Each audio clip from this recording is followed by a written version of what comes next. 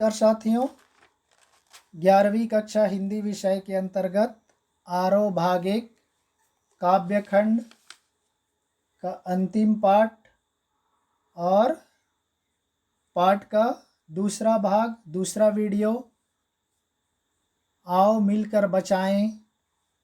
कवित्री हैं निर्मला पुतुल। तो पिछले में हमने देखा कवित्री परिचय के साथ साथ पाठ के कुछ पंक्तियों के भावार्थ भी प्रस्तुत किए थे। उसी से आगे हम इस दूसरे वीडियो में समझाने का प्रयास करेंगे। आइए चलते हैं पंक्ति की ओर। भीतर की आग, धनुष की डोरी, तीर का नुकीलापन, कुल्हाड़ी की धार, जंगल की ताज़ा हवा, नदियों की निर्मलता, पहाड़ों का मौन, गीतों की धुन, मिट्टी का सौंधापन, फसलों की लहलहाहट। तो साथियों, कवित्री उस संथाल परगना की आदिवासी समाज की सभ्यता संस्कृति के बारे में बताते हुए कहती हैं कि मैं चाहती हूँ कि झारखंड के लोगों को इस अपनी माटी से, उनकी उस सभ्यता संस्कृति से हमेशा लगाव होनी चाहिए। भीतर की आग, जो उनके मन में जो जीवन का उत्साह है, जीवन की गर्मी है, जो ऊर्जा है, वह ऊर्जा हमेशा बनी रहे। उनके जीवन में कभी उमंग नष्ट ना हो। धनुष की डोरी, तीर का नुकीलापन, उनका जीवन उसी तरह से हमेशा तने रहना चाहिए जैसे धनुष की डोरी एक छोर से दूसरे छोर तक तनी रहती है। तीर का नुकीलापन, और उसमें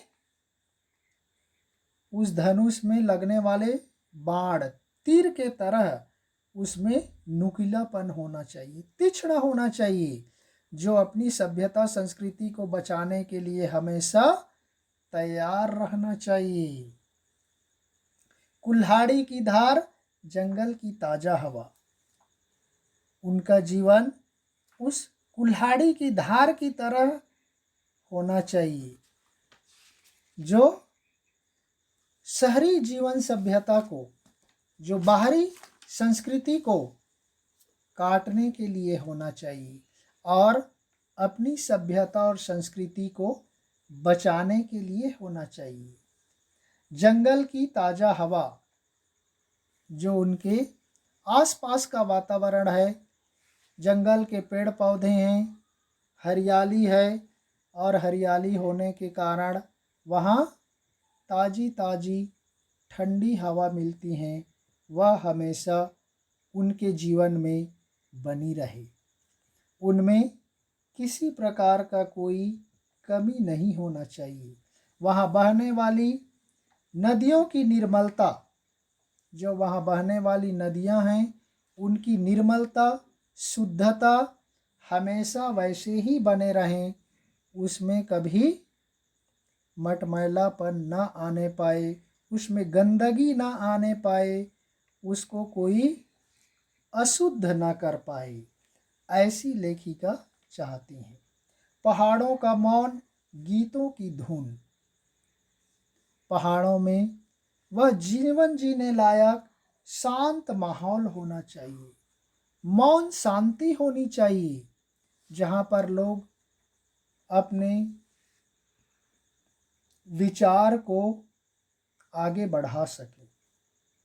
गीतों की धुन, उस शांत वातावरण में ऐसे सुंदर गीतों की धुन सुनाई देनी चाहिए जिसको सुन कर के लोग उनकी ओर आकर्षित हों, उनके गीतों को सुनने के लिए लालायित हों। वहाँ के मिट्टी का सौंधापन, वहाँ के जो माटी की खुशबू है, मिट्टी का जो सौंधापन है, वह खुशबू हमेशा बनी रहे और वहाँ का जो फसल है उस मिट्टी में हमेशा लहलहाती रहे, उनकी फसल ज्यों का त्यों वैसे ही उगती रहे, उनके जीवन में कोई संकट या मुसीबत न आए। शहरी वातावरण का, शहरी जीवन का उनके समाज पर, उनके बस्तियों पर, उनके गांव पर कोई प्रभाव ना पड़े। उनका जो शहरी जीवन की बुरी साया है वो उनके गांव पर, उनके समाज पर ना पड़े और वहाँ का जो प्राकृतिक वातावरण है, जंगल है, पर्वत है, नदी है, पहाड़ है, वो सब ज्यों का त्यों उनके जीवन में सुख, समृद्धि, शांति और पवित्रता बनाए रखे। यही लेखिका लोगों को आह्वान करती हैं, उसको बचाए रखने के लिए लोगों को प्रेरित कर रही हैं। तो इस तरह से साथियों, यहाँ पर पूरी तरह से मुक्त छंद है साथियों, ये आधुनिक काल की कविता है, कोई छंद नहीं है, मुक्त छंद है, कोई ज़्यादा कठिन शब्द नहीं के बराबर है, बिल्कुल सीधे साधे सरल शब्दों में कवित्री ने अपने मन की भावनाओं को कविता के माध्यम से प्रस्तुत किया है, जो वहाँ की सभ्यता संस्कृति को बचाने का आह्वान है। तो इस तरह से साथियों, हम इस पाठ के इस दूसरे भाग को, दूसरे वीडियो को हम यहीं पर समाप्त करते हैं। इसके अगले भाग को नेक्स्ट वीडियो अर्थात तीसरे वीडियो के माध्यम से प्रस्तुत करेंगे। तब तक के लिए धन्यवाद। जय हिंद।